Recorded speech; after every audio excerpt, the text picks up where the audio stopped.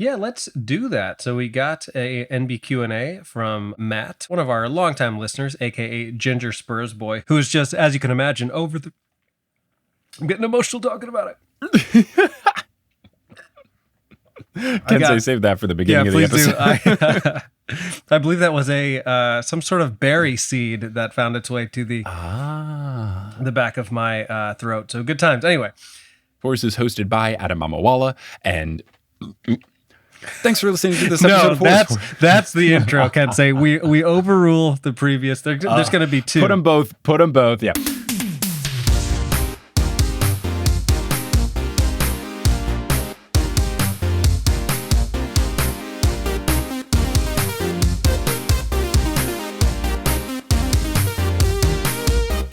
Sup, nerds? It's basketball. Welcome to Horse, a basketball podcast about everything except for the wins and losses. My name is Mike Schubert, and I'm joined by my trusted co-host, the Warriors fans in the past saying, fuck Chris Paul, to the Warriors fans in the present saying, hooray, Chris Paul. It's Adam Amawala. Adam, how's it going? It's going well. How the turntables? How the turntables, indeed.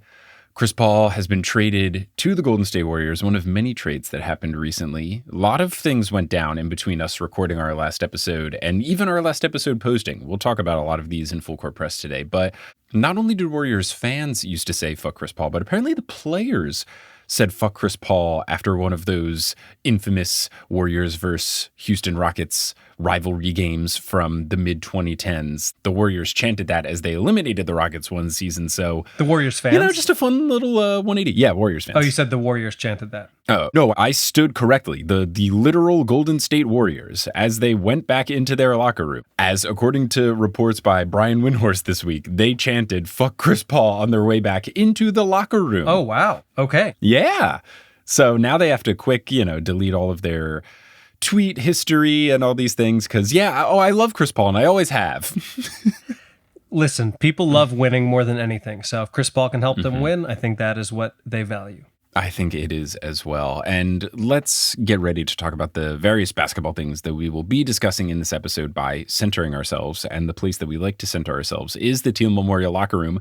We're never saying fuck Teal on our way to the Teal Memorial locker room. Very, very pro Teal sentiments all around, on the way in, on the way out, inside the Teal locker room. Always good Teal vibes. You know who also always has really good vibes? I would say our patrons. It is our patrons. So shout out to our patrons who are supporting us and making this little thing we do possible. Shout out to Polly Burge, Kendra Hadley, Salvatore Testa, Trust the Process, Siobhan Ellsbury, Don't Go Chasing Taco Falls, Bang, Bang, Roast Beef Debris, How About Them World Champion Denver Steam Nuggets, Anna Reed, Steph Curvy for 3. Bang. Hi, Trish, Nicole Arsenault, Stubby Boardman Gets Paid, Chase Underrulo, Mr. Bubbles Plays Ball, Naked Rachel, and Sydney Crosby is a vampire. Thank you all so much for supporting. It costs money to make this podcast, so for you to give money to us to make this free thing, we appreciate you quite a whole lot. Indeed. That was kind of unintentional, leaving the world champion Denver Steam Nuggets in there. That was just a copy and paste from last week, but it is kind of a nice nod to our interview for today. So a little preview there. Yeah, and the patron Lisa, who is Denver Steam Nuggets, she did say, I believe on Twitter, something to the effect of like, oh, would it be too much for me to leave that in? I don't think so at all. Oh, I didn't even see that. You won the title. I'm fine leaving it in until they are not champions anymore. So until there's a new champion next year, and maybe it's them again, that's fine with me. Look, you got the belt. Why not show it off? If the Knicks ever win a championship, I won't shut up about it for the rest of my life. Oh, the rest of my life, it's going to be a problem. Yeah. The rest of my life, I will be so annoying, but everyone will be okay with it because they know the pain that I've been through. It's like you with the Cubs. You can just dance on that forever. It's true. Forever. It's true. Mm-hmm. Now, you know what else is really nice to have? Getting dough from sponsors, man. It is really nice to have sponsors and the dough that they provide. That's usually the thing that we like the most about them. But we do have a sponsor for this episode, and that sponsor is Shaker and Spoon. If you're looking to celebrate something or just have a fun night in or having people over, holiday weekend stuff coming around, maybe you want to have some folks over for the 4th of July and you want to do more than just buy some beer, well, you can do Shaker and Spoon. Shaker and Spoon is a delivery service that sends you a box of ingredients and instructions to make a bunch of different cocktails, all with the same alcohol. All you got to do is supply the bottle of booze, and they supply everything else. It is simple. It is easy. It makes you look really cool. And because you're a horse listener, you can get a discount. If you go to shakerandspoon.com/horse, you'll get $20 off your first box, and boxes are usually between $40 and $50. So that's about half off. Pretty good deal by my math. So head on over to shakerandspoon.com/horse if you want to be a fancy person today. Yeah, do that. What's a good red, white, and blue cocktail? You could do a little margarita, but with like strawberry and blueberry or something in there, you know? A little muddled fruit drink.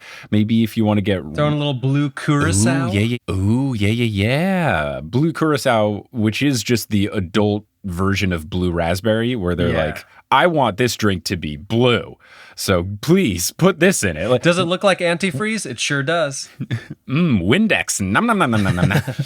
Now, at this point, you will also hear words from a few sponsors who make it feasible for us to make this podcast as well. Some of those ads will be read by us, such as from our new sponsor, AG1. Other ads won't be read by us. Those are inserted locally, so they might be in your country's native language or about the city you live in. Once those ads are complete, we'll continue this episode of Horse. Okay, Adam, now that we've heard from other sponsors, what do you have going on in your life? Well, what do I have going on in my life? Just more doing stand-up and having fun and living life. Undercover Comics still out on Amazon Prime. We may start advertising that pretty soon. You just completed it. I did. And I think you largely enjoyed it. I do expect your honest feedback, perhaps off the air, but I think you mostly liked it. What did you think about it? It's good. It's fun. The episodes are really easy to get through in terms of enjoyment level and also length. They're like 22 minutes, but even the credits is a chunk of that. So like you can blitz through the 6-episode season quite quickly. Kelly and I just made a routine of it, of basically when we sat down to eat dinner, we popped on an episode, and it lasted, about the time it would take to eat a meal, which was very nice. And then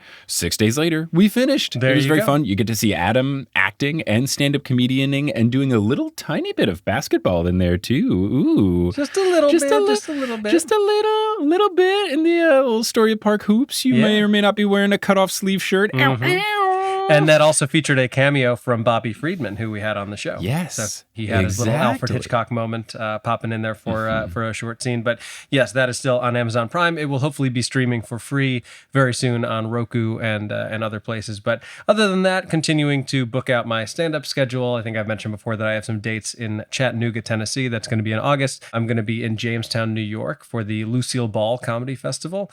That's the first weekend of August. I'm working on a Chicago date, hopefully Boston and DC to come as well, and then ongoing stuff in New York. But you can find out about all that stuff, my social media at Adam Mamawala or at my website, adammamawala.com/standup. And if you haven't already, signed up for my mailing list. Tell me where to perform and get an email like once a month with me just letting you know what I have going on. What about you? Got the same live shows that I had mentioned before, Hartford in the middle of July, and then got a little Midwest run in August, going to do Chicago and Milwaukee and Minneapolis. But also when I'm there in the Midwest, something I've been talking about a lot, I'm going to be at LeakyCon, which is now beyond just a Harry Potter convention, just a general nerdy convention. We'll be there the whole weekend. I'll be doing stuff for Potterless and the Noose Olympian. It'll be fun. And I believe if you use the promo code Potterless when you get tickets at LeakyCon.com, you can get 10% off. I'm not positive, but that's usually what they do. So head on over there and do that if you want to see me doing a whole bunch of stuff.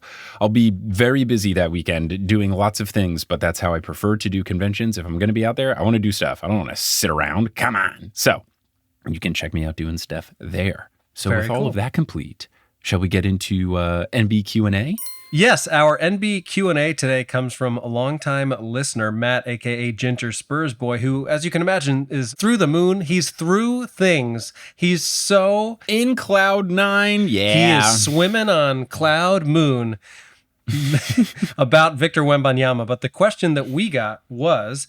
So, since becoming a bigger basketball fan, I've been hearing more about large market versus small market teams. Can y'all...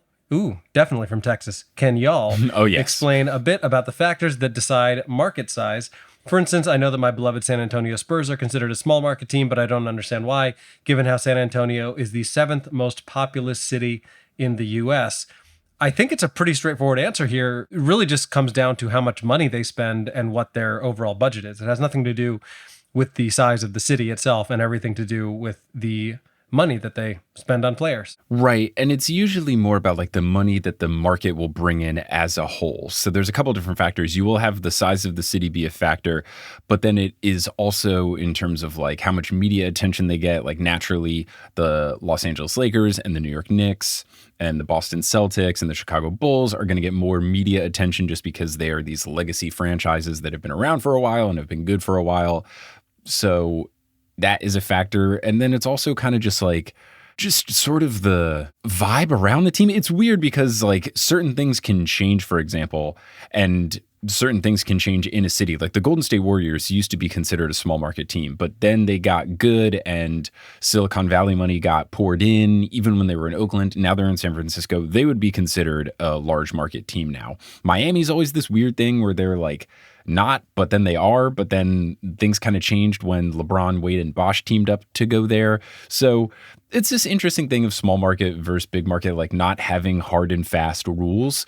It's usually just kind of like a vibe check. And it's basically like, are you in a glitzy, glamoury city or not, is usually what it comes down to.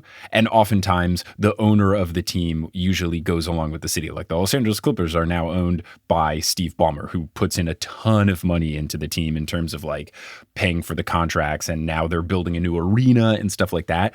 And usually the teams that are in those fancier cities cost more to buy because they generate more money in terms of like TV deals and jersey sales and stuff like that. And then usually if you want to buy those teams, you have to have more money. So it's almost like a self-fulfilling prophecy kind of thing. But yeah, the easiest answer is vibes. Yeah, that's a really good point about viewership and TV deals. I actually found an article from hoopsocial.com that lists the 2022 NBA market size rankings, and it lists them in order of how large the TV market size is. So large NBA markets are considered over 2 million homes. Medium markets are between 1.5 and 2 million homes. And then small market teams are, including the San Antonio Spurs, are less than 1.5 million homes. Just off the top of your head, what would you guess is the biggest market, or like the top few markets? Because I feel like it kind of lined up with what I thought it was. Got to be New York, just because population density and just not a lot of teams in the area aside from New York. I would say the Los Angeles ones as well. Mm-hmm. Lakers, maybe Clippers, but like definitely Lakers. I'd say Bulls. I would give it to the Heat. I would call them a big market, especially because there's no income tax. So that's always a big pull for the players to go there. And then definitely the Warriors. This is just in terms of like TV market size. So you were right. So number one, it's the Knicks and Nets, and that market, which includes a metro population of almost 20 million people. And the TV market size is 7.4 million. Then the Lakers and Clippers, then the Bulls. The Mavericks are actually number 5, which I think is kind of interesting. I mean, I guess Dallas is kind of a large area. But yeah, San Antonio is listed at 24th overall at a little over 1 million for the TV market size. But yeah, hopefully that answers your question. Yeah, I wonder what Ginger Spurs Boys' metric was for largest city. San Antonio might be like size largest, but population density, I would not guess it would be a top 7 city in the US. So I think that's probably a factor, is like number of people is a factor. Yeah. And like New York City, for example, just in the top half of Manhattan, so the top half of one of the boroughs of New York, there's more people there than there is in all of North Dakota. Yeah. So that's cool. And that's normal as to why we have the same amount of senators, or by that, I mean more in the other state. Let's keep it about basketball. Tell you what, though, Wemby's money is going to go a lot farther in San Antonio than it would have in New York. That is true. Save that tax money. He will be living large. He's going to be fine. He's going to have so much money. He's going to be really good at basketball. Yeah, I hope so. But I would think like LeBron, he already has or is going to have a shoe deal before he even plays the game. Oh, yeah, he'll be fine. He'll be totally fine. They'll all be fighting for him if they haven't already had that fight already. The only other thing I will say with markets, big market, small market, doesn't matter in terms of the championship equity. The Nuggets are a small market team and they won. The Bucks are a small market team. They won recently. The Raptors, I would consider them small market. They won recently. Like, you don't have to be a large market team. It really just comes down to like the owner appetite, because now, especially with the new CBA, there's all these penalties if you pay a bunch. That's the kind of thing where it's like, is it going to be okay? Is this owner going to be comfortable paying the money to afford the team, and that can be a factor. Now, with MBQ&A complete, let's get into Full Court Press. Get it? Like the news? Let's do it. And news there has been. Oh, there is so much news. Now, I did post a 10-minute thing of me just rambling about the news that happened solely in between when we recorded last and posted last. So if you want to hear anything in more extended terms, in terms of like the Ja Morant stuff and the Bradley Beal stuff, you can go to the Patreon and check it out there. It's available for all patrons $5 and above. But let's talk about the other news as much as we can get into, because boy, oh boy, there's so much news. There's a lot of stuff. Let's get the Ja Morant stuff out of the way so we can talk about fun things. Yeah.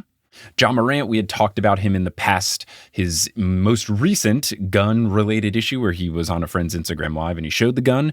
He got a 25-game suspension, which I think probably makes sense given what we've seen in the past. Gilbert Arenas got 50 games for actually bringing a gun into the locker room. And then Ja Morant got it for posting it on Instagram. And then Adam Silver was interviewed about it, and he said that some of the factors were that this was a repeat offense and that they want to set him straight, kind of stuff like that, where like it wasn't just the act of him posting a gun video on Instagram Live, but more of it's becoming an issue. It's something that they don't want to get any worse, where it gets actually dangerous and stuff like that. So they seem to have like taken more into account.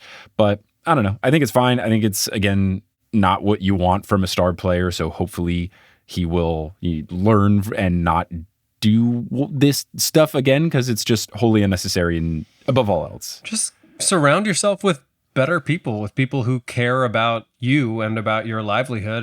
And frankly, you'd think that even if it were people who had ulterior motives and wanted to mooch off of Ja Morant, they would be smart enough to know that this is not a good way to do it because it's costing him a ton of money. And I don't know exactly what the status is in terms of his sponsorships with shoe brands and Powerade and all that stuff, but it's not helping. And even his friend who's doing the video, he hid the camera once Ja pulled out the gun. So like even some of his friends are trying to help him out. So hopefully this can just be a thing of the past and a blip on the radar of his career and not like a defining characteristic. So yes, that's the Ja Morant stuff. But that aside, there were a whole bunch of trades that were going on and went on before the draft. First off, Bradley Beal got traded to the Phoenix Suns for just like a bunch of second-round picks and first-round pick swaps, which is when you can trade positions for the pick if you want to, if the other team has a better pick than you. The reason that this was the trade is that Bradley Beal had a no trade clause, which is a very rare thing that exists in contracts, but some players will be given a no trade clause, which is basically if a team wants to trade you to a team, you can say no unless it's a team you like, effectively getting to determine what potential teams you get traded to. And Bradley Beal said, hey, the Suns have good players. Can I go to the Suns? I'll say no to everyone else. And it seemed like it was only going to be the Suns or the Heat, and the Suns won out. And now he's a member of the Phoenix Suns. And part of that trade was Chris Paul. And Chris Paul got traded to the Wizards, where Bradley Beal used to play. And then the Wizards traded Chris Paul to the Golden State Warriors. So all of this now has Bradley Beal on the Suns and Chris Paul on the Warriors.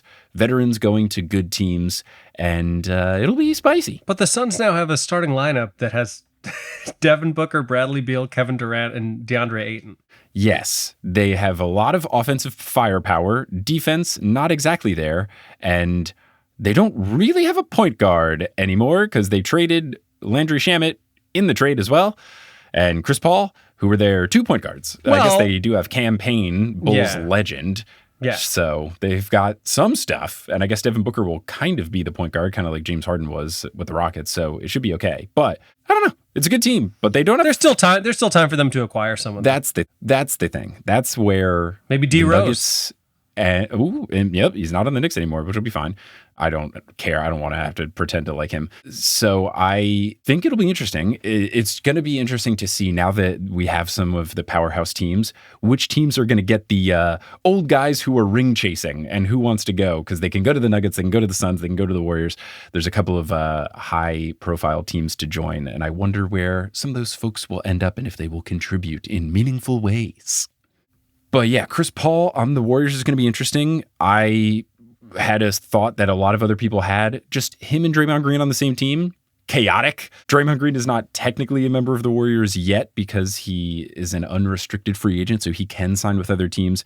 Most likely he'll probably be back on the Warriors, but if you are an NBA referee or a player's private groin area, I would be afraid of the Warriors, because if there's anything that Chris Paul and Draymond Green share a history of, it's yelling at referees and hitting dudes in the nads. And it's going to be an interesting game anytime you play the Warriors. Yeah. We haven't even talked about, and maybe you did this on the Patreon, but Marcus Smart no longer on the Celtics. We've got Kristaps Porzingis has been traded to the Celtics. What did you think of that move? That was very surprising. Very, very surprising. I'm glad that Porzingis is not on the Knicks, because there were rumblings of him coming back, and that could have just been a mess. He used to be on the team. He broke my heart.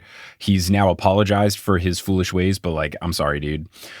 But him being on the Celtics, it's funny because he got traded to them. He didn't pick it, but I'm still like, oh, you're on Boston now? Fuck you, dude. Like, it makes me even angrier. But the Marcus Smart thing is very surprising, because Marcus Smart is like the heart and soul of the Celtics. I feel the same way, He's a fan favorite player. He dyes his hair green. Like, he's been on the Celtics for so many years. I think it just came down to the Celtics had other people that they wanted to trade, most namely Malcolm Brogdon, and they tried to do a trade with Malcolm Brogdon, but then the Clippers got his medical records and said, ew, gross, and they canceled the trade before it was official. So I think it was just a matter of like, he's the only guy that they could trade, and now Marcus Smart is on the Grizzlies, who were in need of a point guard for at least 25 games, so they made the trade for Marcus Smart. I wonder if he's going to dye his hair like that teal that is the Memphis Grizzly color. We'll have to see. Maybe his green will kind of naturally fade into that color anyway, and we won't have to do anything. I feel like that must have been a real gut punch for him, because I totally agree. Like, he truly embodies what the Celtics seem to stand for and what they care about, and somebody who like really wants to be on that team specifically. So I guess it would have to be the finals, but wouldn't it be interesting if there were ever a Grizzlies Celtics finals? Because I feel like he would take it personally, a la Michael Jordan. Yeah, he was quoted as saying that he was blindsided by it. He didn't see it coming. And the Celtics have a bit of a history of doing this, which is an interesting dynamic that you'll see some teams either embrace or reject. Some teams want to be perceived as the team that does right by certain players, and they will do things like sign people to contracts even if they're not contributing. Look at Udonis Haslem on the Heat. Look at some of the contracts that the Mavericks gave to Dirk Nowitzki when he was later in his career, or the Lakers did to Kobe, where, you know, you pay more than you should for someone that means more to the team from like a sentimental value. Right. But on the flip side, the Celtics have traded beloved figures or figures that like gave a lot to the team. Famously, this happened when they had Isaiah Thomas, the good Isaiah Thomas, who has the extra A in his name and is short and good at basketball and doesn't sexually assault women. Isaiah Thomas was on the Celtics, and he like came back early from injury and then re-injured himself in the playoffs, and his career was never the same. And then the Celtics traded him that offseason. And then now you see the Celtics doing this again, but with Marcus Smart, slightly different circumstances, but you just see the Celtics being like very cold and calculated, much like me when I'm a general manager on NBA 2K, the video game. But like, that's a video game. It's okay. I'm not going to hear from the fans. So it's a little different. So for the Celtics to do this twice now, it's one of those things where, you know, if you're a big free agent and you're trying to sign this big contract, do you think twice about being with the Celtics? Because at a certain point, and this becomes a factor when you're older in your career, at a certain point, players try to either stay with the same team or at least in the same area because your kids are older, your kids are in high school. Like Chris Paul didn't want to play for any other team that wasn't in the West Coast. That's why he went from the Clippers to the Suns, now back to the Warriors. Like, you don't want to be far away from your family. So like, if you are thinking of what team you want to go to, do you really want to like set up shop in Boston? Because what if they ship you away when they deem you unnecessary? So it's very interesting that they traded him. Yeah. I've heard of people being shipped up to Boston, but they're shipping people out of Boston. But yeah, I was super surprised, as was the NBA world. I'm sure Celtics fans are displeased, but I don't really associate with many of those people. No. But yeah, I do think Marcus Smart is very synonymous with the Celtics in my mind. It was the most shocking trade I can recall since DeMar DeRozan was traded from the Raptors in the Kawhi Leonard trade, because he was like Mr. Toronto. And he's spoken about how heartbreaking that was for him. And obviously it worked out for the Raptors. They won a championship. They got a better player. But I think that people forget sometimes the human element of the game and that people get attached to a certain place in a certain city. And I felt kind of bad for Marcus Smart, honestly. I feel like what more could you do to prove to a team that you belong somewhere? Yeah. And the difference between those situations is, yes, it was sad for Toronto fans to see DeMar DeRozan go, but you got Kawhi Leonard at peak Kawhi Leonard. Way better than Kristaps Porzingis. Kristaps Porzingis and 2 first-round picks from the Grizzlies. Like, it logistically makes sense in terms of their team. Like, they needed a stretch wing, and then they need rookies because they're about to give Jaylen Brown a bunch of money, and sometimes the best way to fill out your roster is with rookie contracts because they are the least expensive and they don't count against the cap in the same way as signing players do. So like from a sensical standpoint, it did make a lot of logical sense. But yeah, the heart is just not there. And the return is like, okay, so it's this guy who's okay, had a good year last year, but has injury history, and then 2 teenagers? Like, okay, for Marcus Smart, my favorite player? Question mark? Yeah. You know, that's the saddening thing of it. Now, the NBA draft also happened. I don't know that there's too much to discuss there because it wasn't like the spiciest. Are there particular things for the draft that you wanted to bring up? I mean, this isn't dramatic, but I think it's incredibly cool that twin brothers got drafted 4th and 5th. Like, that's just an amazing story. Uncool, though, as we talked about in our group chat, both of their middle names are XLNC, but spelled all caps XLNC. It does make me wonder the kind of parents they have when you like put that on your kids. Here's the question, though. XLNC is also an interesting middle name. Fine. What is the purpose of spelling it that way? Like, what does that accomplish? Why do you have to act like you're the newest model of Mazda? Like the Mazda XL, like why do you have to spell it that way? You're a human being. You like, are they saving on character counts? I don't get it. I do not have that answer for you, but it was still cool that they were drafted back to back. Yes, it was. Amen Thompson went to the Rockets 4th overall, and is it Osser? I do not know because I do not watch college basketball. Yeah. I will learn it once they start saying his name in NBA games. One funny note. So obviously the Spurs drafted Victor Wembanyama 1st overall, which was a shock to no one. Did you see his first pitch of the Yankee game, by the way?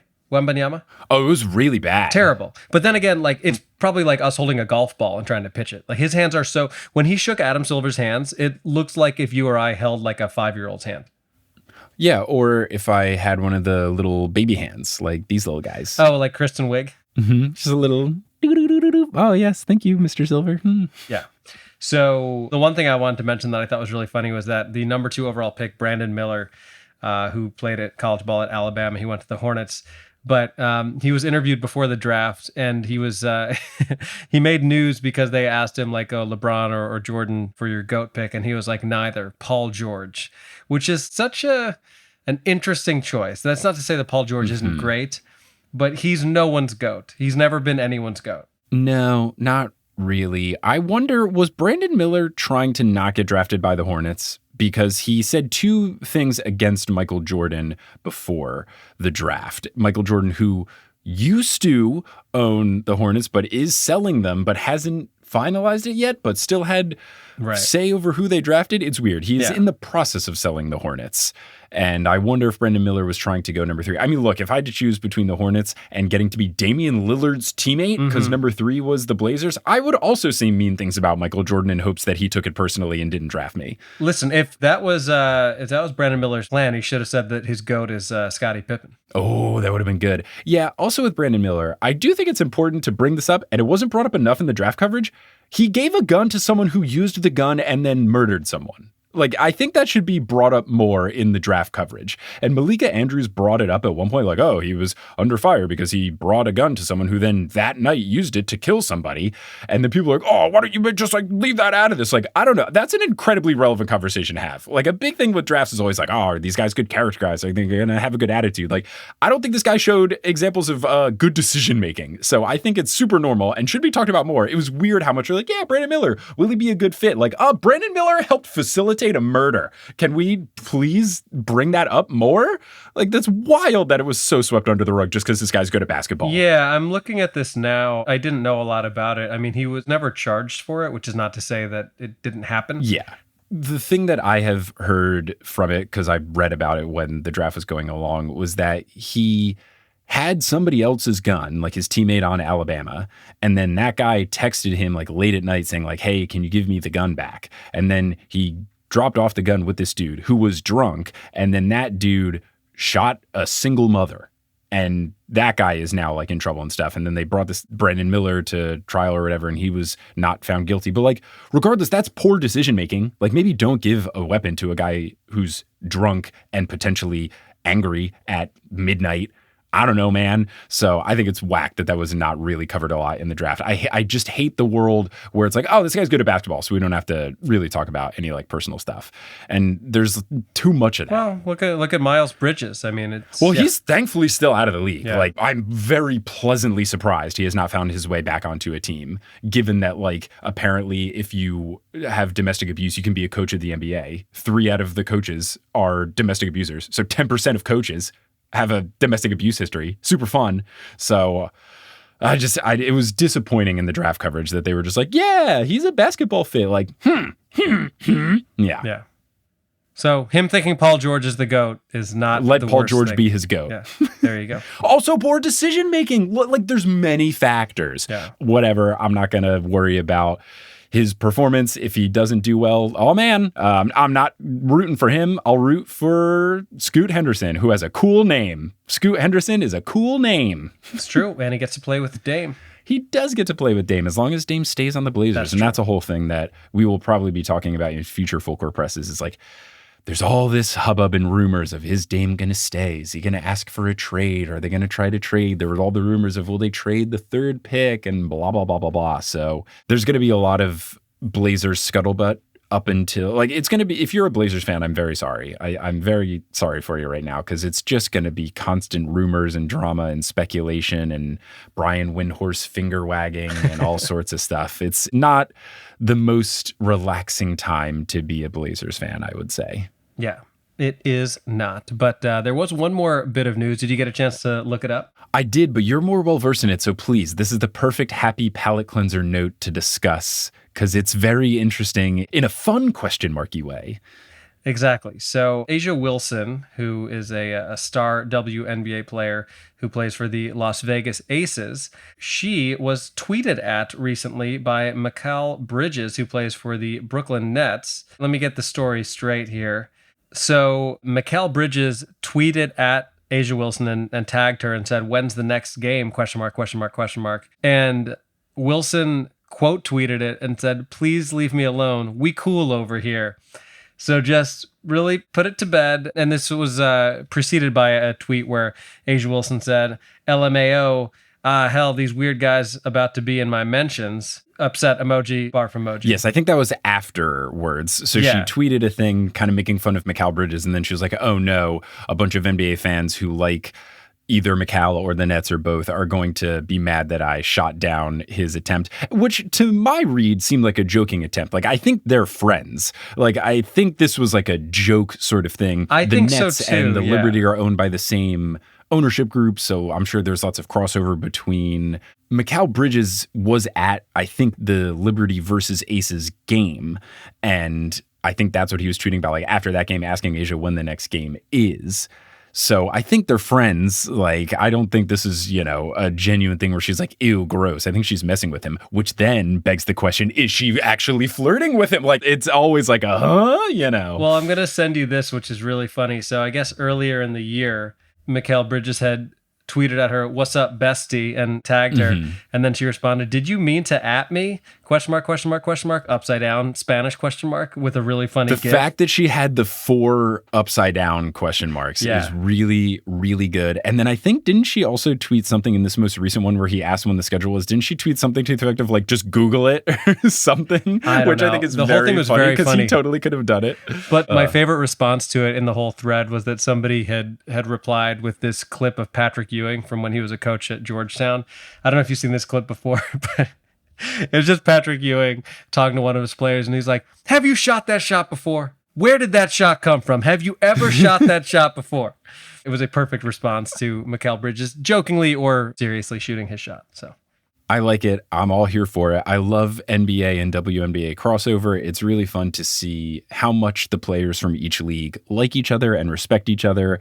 And it's cool when NBA players talk about how good WNBA players are and how fun the games are, because it is. And it's really nice because, as Asia tweeted about, there's just so many weird reply guys out there that are like so hell-bent on just really replying nasty things to anything that ESPN or any news sports outlet will post about the WNBA. It's like, you don't have to reply stuff. And I got into like weird stuff when Sue Bird's jersey retirement thing was going on. Megan Rapinoe, her fiance, said something in the speech, being hyperbolic, said like, congratulations, Sue, on having arguably the greatest career out of any athlete. And of course, Bleacher Report, to try and get engagement, like posted a clip of that, and then everyone in the comments was arguing like, oh, this is a ridiculous thing to say. It's like, Megan's her fiance and she's at her jersey retirement thing and she's going to say nice things about her. Like, it doesn't matter. We don't have to be like, oh, well, if you look at Sue's points per game, like, oh my gosh, shut up. It's so stupid. Well, it's always funny the twists and turns those take, where like somebody will jump in and be like, it's obviously Michael Jordan. What are you talking about? And then someone comes out of left field and they're like, it's clearly Michael Phelps. And like, we're not going to get anywhere with this conversation. It's just so pointless. Why can't we just appreciate people who are good at stuff and not try to like make these comparisons that don't make any sense? Like the NBA and the WNBA, like the scoring averages are different, and in certain sport, like even within basketball, it's like the games aren't the same length and there's not as many games in the season. It's so stupid. Why can't we just like people who are good? So when NBA and WNBA has good crossovers and stuff, I like it. And you know what? If Mikal and A'ja Wilson start dating, whew, that'd be fun. Sure. It'd be really fun. Come on. It'd be good. Also, that sentence worked in more ways than one. You're like, when the NBA and WNBA have crossovers, I like it. Also true in terms of the move, the crossover. It's good. It's good. Let's get more crossover content. There should be more NBA and WNBA stuff like together at the All-Star game, like they used to do. They used to do that shooting stars thing where they had one NBA player, one WNBA player, and one legend, like an old person, like Dominique Wilkins or whatever, and then they would compete in little like shooting things. That's fun. Do more of that. Let's get like mixed doubles in tennis, but NBA. Like, let's get 2-on-2. Give me like Kelsey Plum and Steph Curry against Breanna Stewart and, you know, Klay Thompson. Like, come on. It'd be fun. It'd be really fun. I totally agree. Also, quick note before we wrap this up here for Full Court Press. I know you hate pickleball, as do I. I do. I hate it with all my heart. And Celia, my girlfriend, I've been talking to her about pickleball as I continue to complain about it. And she sent me an article from Forbes this morning that's titled, "Pickleball Injuries Cost Americans Nearly $400 million this year, and Seniors Are Hit the Hardest. So it's not that safe after all." I'm spreading anti-pickleball propaganda on the podcast. Just play tennis if you're going to get hurt anyway. Here's my rule. If you've not had any sort of surgery to your lower extremities, play tennis. If you've got knee stuff, you've got ankle stuff, go for it. But like, all this is to say, if people are playing pickleball, cool. But when it's becoming the new like brunch activity for people in their 20s, like, just play tennis. Just play tennis. If I show up to the tennis court and I have my tennis equipment with me and you are playing pickleball, I get to use the tennis court. I'm not going to just let you play beer pong on my ping pong table when I'm here to play ping pong. If I'm not using it, you can use it. That's my biggest concern, because one of my buddies, Eric Schneider, I was in Cleveland with him and people were playing pickleball on tennis courts and I was angry. And he was like, what's the deal? And I was like, we're just afraid that they're going to get rid of tennis courts because you can play pickleball on less room. So I'm just afraid that tennis courts are going to get converted into pickleball courts and then I won't actually be able to play tennis. And there's already like not that many tennis courts out there in parks. So I'm just like preemptively freaking out about a tennisless world. I don't think it's an overstatement to say it's an epidemic. It's not ideal. Look, and we've had a problem with it. Come on. Like, we know how bad pandemics can be. But like, to put it in basketball terms, it would be like if people started acting like knockout was a different sport. And it's like, oh, do you want to play free throws? Like, that's a warm up for the sport. Come on. It's true. But in fairness, you and I, we get to interrupt any pickup game to play horse whenever we want because we have that privilege. Oh, well, that's because we host this podcast. But speaking of this podcast, that concludes Full Court Press Get It Like the News. And now we can get into what will close out this episode, which is a very fun interview with a Denver Nuggets fan. You want to talk a little bit about that and tee it up, Adam? Yes, absolutely. So this is an interview with a comic that I met for the first time a couple of months ago. He featured for me, which if you don't know stand-up terminology, that means like he was the comic before me when I was headlining at a club out in Boulder, Colorado. Really nice guy. huge Nuggets fan. I was out there during the semifinals, and he was all jacked up and jazzed about the Nuggets. It ended up happening for him, and much like our previous guest, James Hamilton, he was psyched. He got to go to the parade, so we talked to him a little bit about his life as a Nuggets fan and also what it was like to see some very intoxicated Nuggets players at the parade and much more. So here it is. All right, so as previously mentioned, we have a very special interview with a friend of mine and someone who was at the Denver Nuggets championship parade. I met this dude a couple months ago. He featured for me at a little comedy club out there in Boulder, Colorado. He and I are both half Indian. We both look Mexican. It's a very confusing thing for both of us, honestly, but really great dude, really funny comic out there in Colorado, and a huge Nuggets fan who is pretty damn happy right now, I would imagine. Thad B, everybody. What up, Thad? Extremely happy. You could say extremely happy. Happiest I've ever been, actually. You could say that. Happy to be here. Thank you guys for having me. Not a problem. Happy to have you. Of course. Now, yeah, when you and I met, it was during the conference finals. You were stressed out because if it had gone to maybe it was a previous series, but either way, it was like if it had gone to a game 7, you wouldn't have been able to watch because of Mother's Day, and you were like, this is not going to be a good situation for me. That was the the Phoenix finals against Phoenix. And that was the toughest series for the Nuggets by far. We won 2, they won 2. It was tied up at one point. I was freaking out. The other thing is I had all of this money that I put down on the Nuggets. And I went through the biggest financial crisis of my life. And then I put this money on the Nuggets to win back in February. So that's 4 or 5 months before. Yeah. And just out on a whim. So I really needed bet to hit. So it was bigger. It was bigger than just the city of Denver for me. It's bigger than just Colorado getting something. It was more hey, I got to pay rent. You know what I mean? So you could tell I was stressed for sure. I was going. Oh, yeah. I was going. So to all our young listeners, if you ever find yourself in a tough financial situation, just put a ton of money on a long shot. Do not. I want to be clear that we're joking, but we are glad that it worked out for that in this case. I wouldn't say it was a long shot bet either. Because I knew once it was about halfway through the season, I was the Nuggets are playing better than they've played in the past 4 seasons, and they've been good in the past 4 seasons. So I was if it doesn't happen this year, I don't know what year it's going to be. So I kind of just was I'm shooting it now. I totally get it. I had free money to bet with from when New York City did its whole legalizing gambling thing. So I had money to play with. And just early on in October, I was I'm going to throw on $5 on the Nuggets to win. And that netted me $85. Yes. Hey, man, $85 is $85. Though. I'll take it for just $5 of what if the Nuggets win? Well, they look good. Exactly. Yeah. Well, that is super cool. Now, you were at the parade itself. Yes, I was. What was it like? How much fun was it? Was the city electric for it? How was it all? Dude, it was insane. So the mayor got on stage and said something about 1 million people being there, which kind of blew my mind. I was there's no way there's 1 million people. And then I saw that it was somewhere between 750,000 and 1 million Nuggets fans showed up that day. And that's the part that blew my mind. And the coolest part of the parade was they did all the intros. So they did the actual parade, and then they get to the Civic Center in Cap Hill, and they introduce all the players and the staff, and they introduced Jokić last, and all the dude said was from Zambia, Serbia, and then every single person there started chanting MVP at the same time. And it was the most electric feeling in the world, just 1 million people riding that dude's dick, dude. That's what it was. That's really what it was. I think that's the most eloquent way anybody could have said it. I think I get it. I mean, it's exactly what it was. People were drunk. They had a rave before the parade. And so people were taking drugs at 8 in the morning. Yeah. And I was it is Colorado. I feel like Colorado is that kind of vibes. It was very Denver. I'll say that. Yeah. There were people that showed up just for the rave and then just left. And I was you just got a free concert at 9 in the morning. Good for you. But was it on a weekday or a weekend? It was Thursday. Yeah. It was Thursday morning. Wow. Yeah. Look, that's one way to start your day. I've been fortunate enough. I was lucky enough to attend one championship parade. I happened to be living and working in Oakland that first Warriors win of the dynasty, back when it was still cool to root for them and not feel like a terrible person. And the Knicks were actively tanking, so I was invested. I went to a bunch of games, and I was lucky enough to go because I was an engineer, and I switched from day shifts to night shifts that day, and it was on a Friday morning, and I got to go. My boss was like, brought me in the office Thursday. He's like, Mike, I'm really sorry. Like, somebody's got to work the night shifts.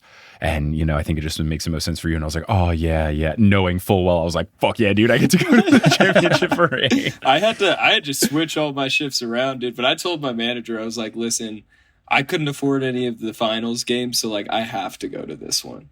And the funny part is 1 million people called off of work that day. Right. I mean, I wonder what like the economics of Denver were like. Like, was there a dip? Because that's a ton of people. I mean, you think of like the stadium, they host like what, 20,000 people max in that arena?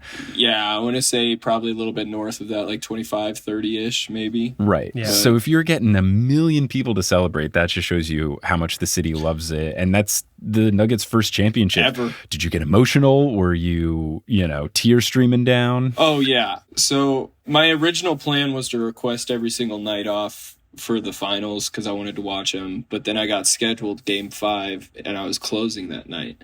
So I turned it on the TV at work, and I remember the game ended like right at 9, and we leave work at 9.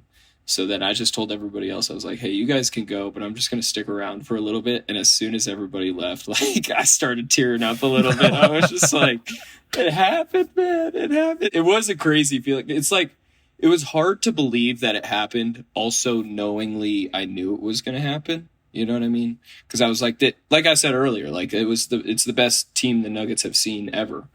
Like with Jamal Murray, Jokić, literally even like the bench players came in clutch. Like it's just a great team. So I knew it was going to happen.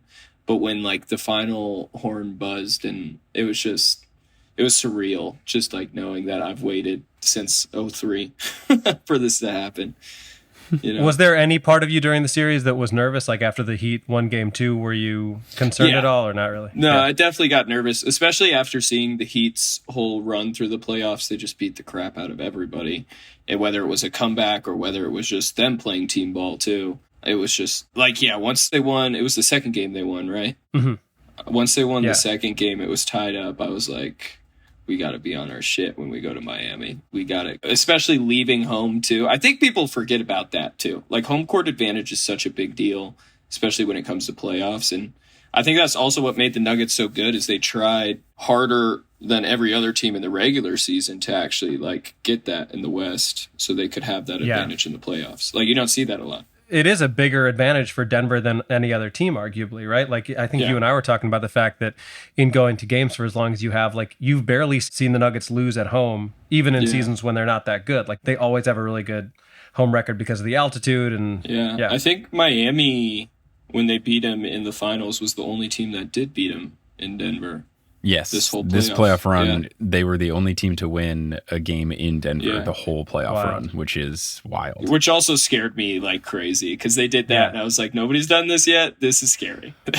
That's always the worst. Any sort of sport. They do this in baseball a lot to get a baseball reference in, but it's always like the Yankees are pitching, my favorite team, and it's like batters are 0-6,000 against this guy on Tuesdays in September, and then the guy hits a grand slam. Like it's always that. So they're like, he broke the curse. What?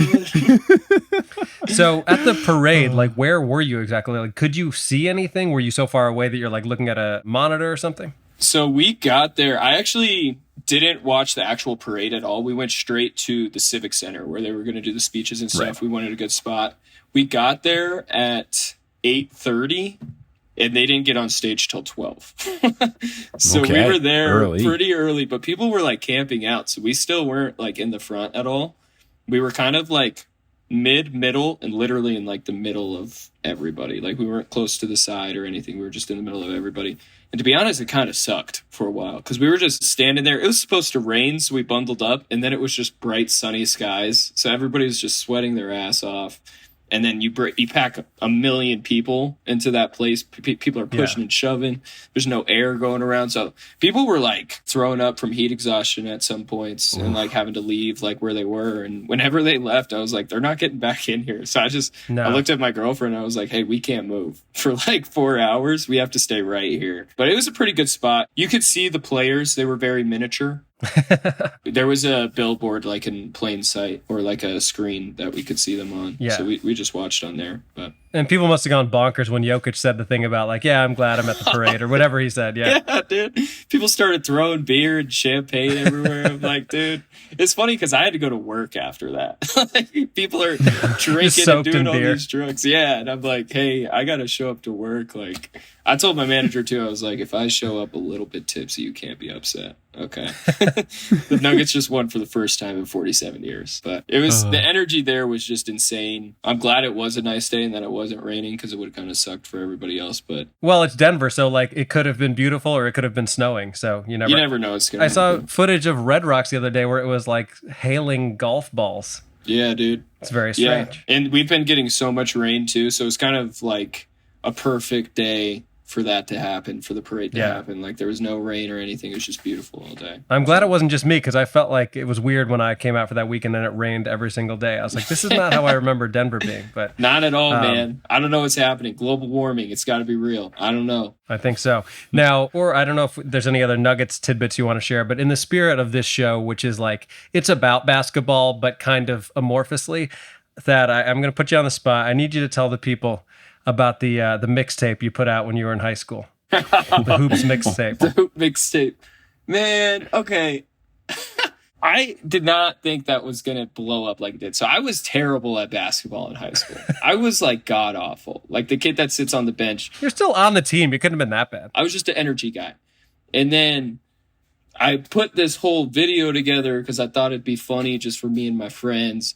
And it was just a bunch of clips of me sitting on the bench celebrating, and then like me going in the game, just being god awful, just being bad. And then I posted it on Twitter, and then I woke up the next morning and it had like 3,000 retweets on it. And I was like, there were like D3 colleges retweeting it. I was like, I'm actually going to get an offer out of this. Like, that's crazy. But yeah, I ended up going viral for how bad I was at basketball. Yeah. He got a free ride to be a statistician. Fantastic. Did an offer come in? Did anyone email you? Because I was just like, by nature of being on a high school basketball team, I and everyone else on the team, we got emails from, what is it? Is it either Caltech or Cal Poly? Some like basketball team where they like set the record for most games lost consecutively. Like they're at the time when they emailed me, they were like 0-96 or something. Man, they should have emailed me if they wanted to keep that record. That got an offer to play 2K at University of Phoenix online. Yeah. Actually, just a community college in Phoenix, but they didn't even have a basketball team. No, I mean, there were like schools that followed me after that, but nobody ever like reached out and said anything. That was it. Well, we'll definitely be sharing that video because I enjoyed it quite a bit. Please do. It's not HD, but that makes it even better. It's on Twitter somewhere. Well, it's funny because it's a thing now where like if you're a good bench guy, you can be on a team. You can be on the Miami Heat in the NBA Finals. You're like a glue Udonis guy. Haslam, you're just a good locker room presence. You need an energy guy. You bring the people. People get pissed off because they're missing shots or something. You'd be like, hey man, you want some Skittles? Because that's all I'm doing on the bench right now. It's just eating these Skittles. There's actually a clip of me in the video eating Skittles too. Yes, hell yeah. I mean, like Kent Bazemore kind of set the tone for that for the Warriors in the mid-2010s, where it was like he was the first like towel-waving hype guy. Man. And then it became a thing where like now you have Theo Pinson, who was on the Knicks, and now the Mavericks. Like you have these good energy guys where a team's like, yeah, we have 15 people on the team. Why not have one of these guys just like be fun and a good sport and like calm people down when they get angry? I know Theo Pinson is an energy guy because I've never heard that name in my life. That's how I know he's an energy guy. Listen, we us Indian or half Indian people, we're still waiting for our Jeremy Lin. So I'm disappointed that it wasn't you or me, but it'll happen one day. There was a big guy. And the Kings. Oh, Bhullar, baby. Yeah. Is that who I'm thinking about? Mm-hmm. He played. He had like a 10-day or something. I think he was on the Kings for a little bit, and I think he just won some tournament overseas. As I just saw some highlight where it was like Bhullar, whatever league champion. Like he's making it happen, just not in the NBA. Yeah. Well, yeah. I mean, they're doing that everywhere. But he was a big man. I think he was like 7'2", 350 pounds or something like that. Yeah, like gigantic. I'm thinking person. of the big guy. Yeah. Yeah. Which is also that's him. rare for Indians. So good for him. That's true. That's true. Most of the time they're short and skinny like me. So. Now, one insight I did want to know about the parade, because this is always my favorite part of parades. who was the drunkest and who gave the most incoherent speech when they got up at the podium? Aaron Gordon seemed pretty lit. He was talking about his Modelos. Dude, Coach Mike Malone, baby. I thought it was okay. I'm glad Malone was enjoying it. He was on. Did you see that picture of him running up to a little kid and just screaming in his face? I didn't see that. I saw him holding up the big fat chain that he got, and I saw that he got a tattoo of that old school Denver Nuggets minor logo, but he's holding a championship trophy in his hand. He was lit. I saw a whole bunch of different videos of him just slamming fireball shooters like on the way there. And then he got there and he was slurring. Like you could watch some of the videos back and you're like, that's not coherent. He was struggling. But then Aaron Gordon was pretty lit too. He didn't say anything, I think, for that reason. He didn't like give a speech. They made him get up there and he was just like, go Nuggets. And then just like walked off. There's a clip of him being interviewed, and the guy's like, "Is it really like hitting you like that? You know that you guys won a championship?" He's like, "I'll tell you what's hitting me are these Modelos." These Modelos, man. Yeah, man. KCP was pretty turned up. I think Jokić had to be a little bit drunk because he was smiling, so he had to. Well, he dropped 2 F-bombs 2 words apart, and I was like, "That's not Jokić. That's not." I'm thinking it was him, but Mike Malone, man, he was just. I love him as a coach too, because he's even without being drunk, he has the best energy in the world, and he's rooting for you. He's a coach that's rooting for you, not like scolding you when you're bad. You know what I mean? Yeah. Mm-hmm. So it's good to see him work with the team and stuff too. Yeah, he's such a unique coach. They had the stat up in the finals that he is, I think, one of the only or the most recent example of like a coach who was with the team for 8 years before winning a championship. And it's just something that doesn't happen in the NBA now. Like if you don't get the job done in like 3 or 4 years, you're out the door. So the fact that he's been a part of the team for so long and now brought them to the promised land, it's incredible. He grew with them for sure too. Because even when Jamal and Jokić weren't like good, like when they were rookies or like second year, they were still good, but they weren't where they're at right now. And it's cool to see, because I remember both of them getting drafted and then just seeing like every single year, they're just like climbing the ladder. And the same thing with Coach Malone too. Like he's figuring out how to use players in different situations and stuff too. So I love the energy in Denver right now. I'm looking forward to the second one next year. I don't want to speak too I was soon. going to ask, are you nervous now that you have expectations? Because a lot of ESPN people are like, who's better than the Nuggets? So now is it nerve-wracking? It didn't help that like literally maybe like 5 minutes after they won, Coach Malone was like, we're not satisfied. We need another one. I'm like, bro, let's He pulled a celebrate LeBron, not bit. 1, not 2, not 3, not 4. So I feel like if we don't win, we're going to get so much shit for that. But I honestly, if we keep the same team, which I think we will, and maybe even add like a couple more like role players or trade out a couple different role players, I see us doing it again. Unless some crazy trade happens like LeBron to Dallas or something. I don't see anything else going down that could stop us again. But everybody has to stay healthy too. That's the big thing is like this is the first year that everybody's been healthy through the whole year. And you really got to see that like pay dividend too. You know what I mean? Like Jamal with his knee and then Michael Porter Jr. all through the whole year pretty much. Everybody was good to go. So well, I guess the final question is, are you going to take your winnings from that big bet and parlay it onto betting on one of Jokic's horses? Oh, don't give him ideas, man. You may be on to something, dude. I'm getting into horses. Dude, his horse racing's weird, though. They got like a carriage. You seen it? Oh. Yeah. It's not like regular horse racing. Someone sits behind. It's like Ben-Hur or it's like a something. wheeled thing that drags the person instead of jockeying them around. They go pretty slow. Jokić would be a terrible jockey. I know his name kind of looks like Jockey, but he's too large. Other than Bhullar, I couldn't think of a worse jockey. That's what Ted Alexandro, a New York comic who was on horse many moons ago, he has a joke going around about Jokić where it's like he's treating this title run and championship like it's just his job, and it's this weird thing of like, you know, everyone wishes we could be in the NBA, but we're not 7 feet tall, and he's the reverse where like he's 7 feet tall and wishes he was 5 feet so that he could be a horse jockey. Dude, if he wanted to get into horse racing, he would have to be the horse, and that wouldn't work out for him. You know what I mean? Dude, it is funny that you bring that up though too. Like I definitely, part of the reason I was so excited for them to win was I was like, Jokić is going to show emotion. And then right after, he's like, I want to go home. I feel nothing. Yeah, like I was like, God damn it! Like I was excited for him to be excited, but I mean, you're right. It's just a job to him that he makes millions of dollars at. Yeah, Mike Malone is emotional enough for the both of them. But also, I mean, that's the thing of like Jokić just even being happy at the parade is like leaps and bounds for him. Like that shows you how much fun he must have had if he and how many Modelos he must have had. There was one point at the parade that like fans started swarming the bus that they were on. Like they got around the barricade or something, started swarming the bus. So they literally, you guys saw the pictures. They got him on like an FBI tank, like a SWAT tank. And it was, I didn't see this. It's such a cool video. And they probably have a picture of it somewhere too, but it's Jamal Murray, the championship trophy that like the Larry O'Brien, the MVP trophy, and Jokić all sitting on like a tank, just like with like a bunch of SWAT guards around him. I'm like, that's the hardest shit I've ever seen in my life. Yeah. So I guarantee you he had fun at that parade. He was like, oh, I got an escort? Yeah. Screw my He horses. finally got to feel like he was riding a horse. It was just a tank. They needed a tank. That is his horse. You need a tank to carry him, for real. But yeah, it was crazy. Next year again.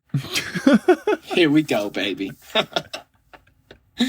Thank you so much for joining. Congratulations again to your championship Denver Nuggets. Is there anything you want to promote to the people? Where can they find you or this video of your incredible basketball highlights of sitting on the bench, etc.? You can find the basketball video on Twitter. My handle's Thadpool, like tadpole, but with an H because it's cute.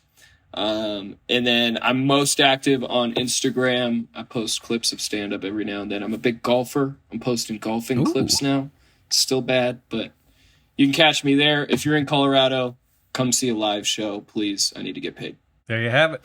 Thank you guys so much for having me. Thank you guys. Of course, man. Thank you. Thanks for listening to this episode of Horse Horses, hosted by Adam Amwala and Mike Schubert. Our editor is Kensei Suramaki. The website is by Kelly Schubert. The social media is by both of the Horse Boys. The art is by Allison Wakeman, and the music is by Bettino Campamanes. Thank you to our producer-level patrons, Polly Burridge, Kendra Hadley, Salvatore Testa, Trust the Process, Siobhan Ellsbury, Don't Go Chasing Taco Falls, Bang, Bang, Roast Beef Debris, How About Them, World Champion Denver Steamed Nuggets, Anna Reed, Steph Curvy for 3. Oh, there were some curves to that. Literal curve. I'm going to read this through the sirens. We're going for it. Hi, Trish, Nicole Arsenault, Stubby Boardman Gets Paid, Chase Underulo, Mr. Bubbles Plays Ball, Naked Rachel, and Sydney Crosby is a vampire. Follow us on Instagram and Facebook at Horse Hoops and on Twitter at Horse_Hoops because Horse Hoops tried to block the bus that the Nuggets were on, and they got in trouble. Shouldn't do that. Here comes the tank. Here comes the tank. Look what you made me do. Go to our website, horsehoops.com, for links to some of the fun stuff we talked about today, including Thad's undeniable high school basketball mixtape. And if you want to support the Horse Boys, you can do so in a couple different ways. You can go to patreon.com/horsehoops. You'll get access to bonus content, such as those additional Full Court Press News related ramblings that I talked about. Then you can also go to horsehoops.com/merch. You can get Stuff Nerds shirts or digital items and such. And just tell someone about the show. That's always a really good way to support us if you want to help us in a non-monetary way. Word of mouth helps a lot. But we're going to conclude this episode by putting our hands in the middle and saying something on the count of 3. What are we feeling, Mr. Amawala? That's a good question. You got anything? I think now the NBA, like, good off-season stuff is over. Like, the draft is done and the lottery's done. Now we're getting into, like, time when we should pay attention to the WNBA the most. I think just a go W on 3 so that we all can now fully embrace, like, there's no basketball to worry about except for women's basketball. Let's watch it. That sounds good. Speaking of which, as we record this now at the end of June, you know the Storm are playing at the Barclays Center a week from Saturday. I don't know if you're going. I don't know. I'll have to look at the schedule, but that's quite tempting. Look it up. It's still going to go to a game with my mom. That is going to happen. Let's do it. All right, go W on 3. 1, 2, 3. Go W! The league, Cool. not the former president, for sure. Yeah, God, yes.